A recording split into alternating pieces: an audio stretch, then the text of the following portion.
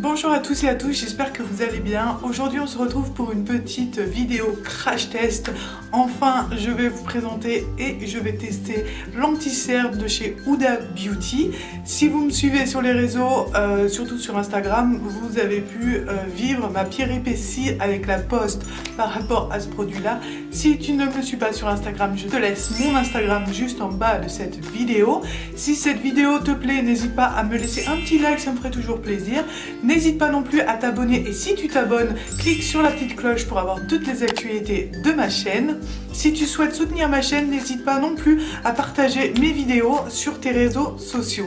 Je t'en remercie très fort. J'ai acheté l'anti-cerne sur le site Sephora France, donc je l'ai payé 28,95 €. Cet anti-cerne promet d'être multi-action.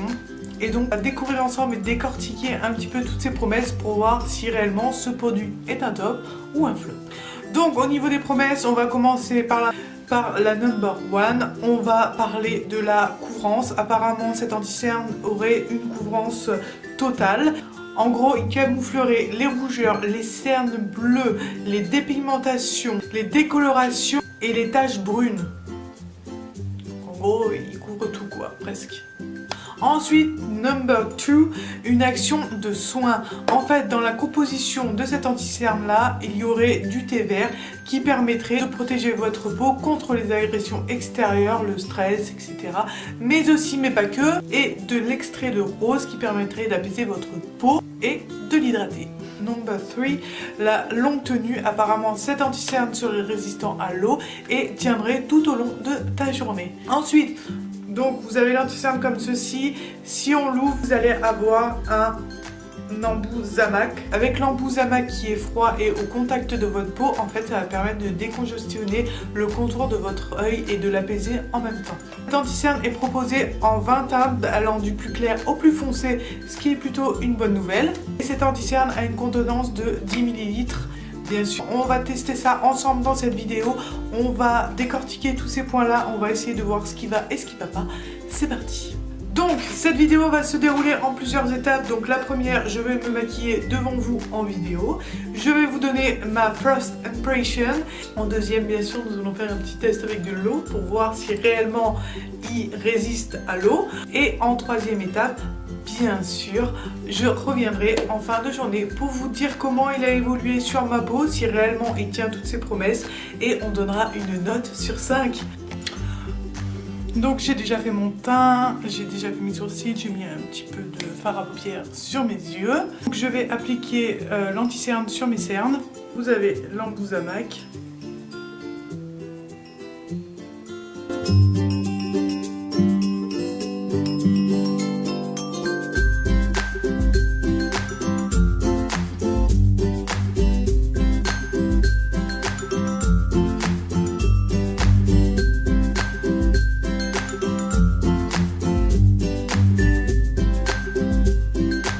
Regardez un petit peu dans la classe. Donc pour le moment il file pas dans les plis, c'est déjà un très bon point. Au niveau de la texture est fluide. Par contre le gros problème c'est que l'anti-cerne sent beaucoup trop le parfum et malheureusement moi un produit qui sent trop le parfum je le supporte pas, ça va me donner mal à la tête direct.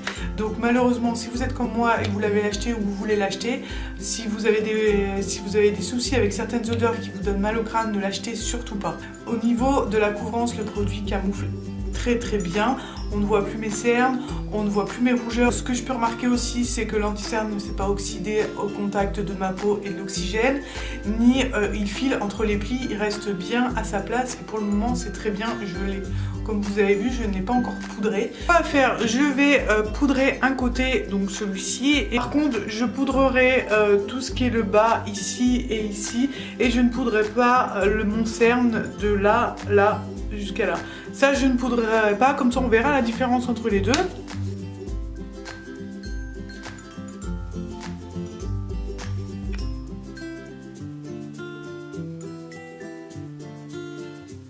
On se retrouve dans ma cuisine pour faire le test de l'eau. Donc je prends toujours l'anti-cerne et je vais en mettre sur ma main.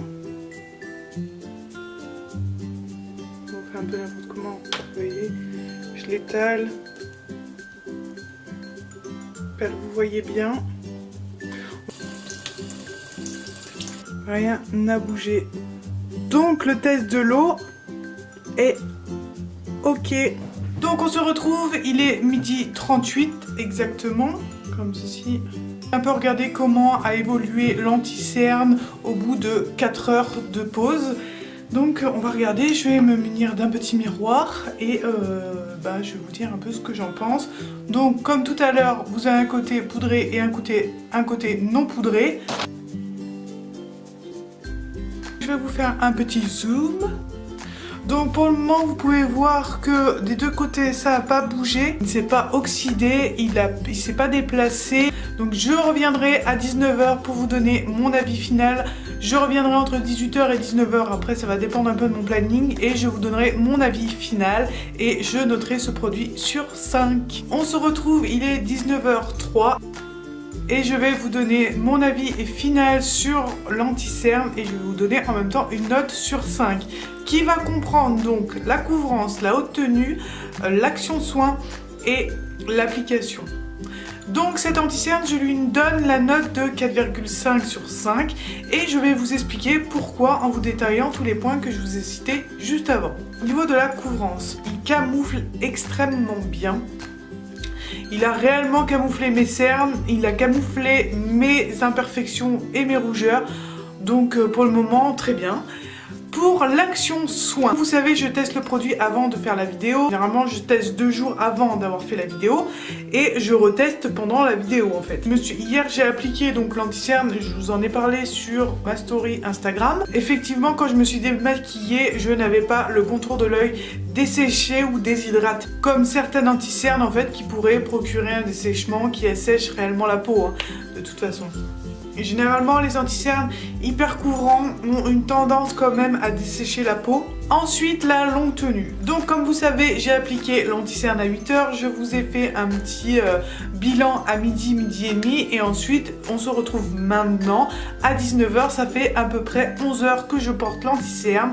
Et effectivement, il n'a pas bougé. Il n'a pas bougé. Après, vous pouvez voir que quand même mon visage brille. Effectivement, ça fait quand même 11h que je n'ai rien retouché. À part avoir remis un peu de rouge à lèvres pour être à peu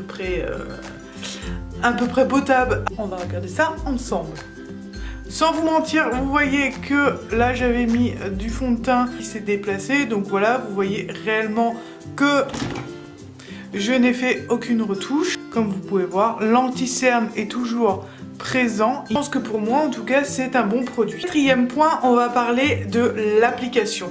Donc l'application, alors moi l'Emboussamac pour moi me procure pas grand chose à part une sensation de frais sur le contour de l'œil.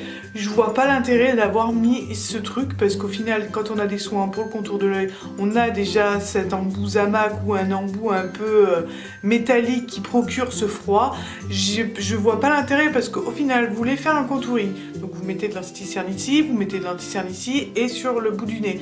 Vous avez pu voir dans la vidéo où je me maquillais que là, j'ai rien pu mettre. Ensuite, le problème de l'application, c'est qu'il faut appuyer sur le tube pour pouvoir faire sortir le produit. Sauf que si vous appuyez pas assez, vous n'aurez pas assez de produit, donc ça va pas être joli. Si vous appuyez trop, vous aurez trop de produit. Donc pour moi, il n'est pas du tout pratique cet Emboussamac et j'aurais préféré clairement avoir un anti-cerne avec un embout mousse qui est carrément plus sain. Seconde, et là c'est pas vraiment dans l'application, mais j'ai ressenti l'odeur pendant l'application, donc c'est pour ça que je le mets dedans.